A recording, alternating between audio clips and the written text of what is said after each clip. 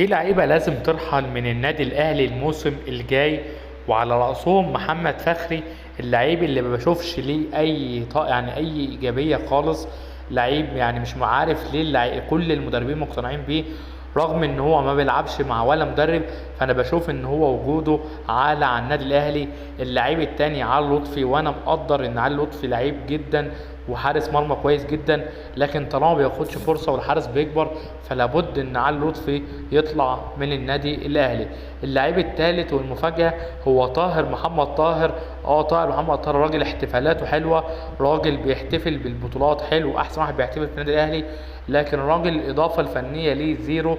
الراجل جه مبلغ كبير جدا، الراجل جه يعوض رمضان صبحي. راجل بشوفه راجل مهاجم تاني في طريقه 4 4 2 3 5 2، والنادي الاهلي ما بيلعبش بالطرق دي.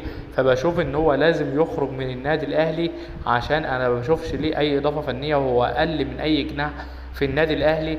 فبشوف ان خروج طاهر محمد طاهر من النادي الاهلي حتى وعلى سبيل الاعاره بشوفه هيبقى مفيد جدا.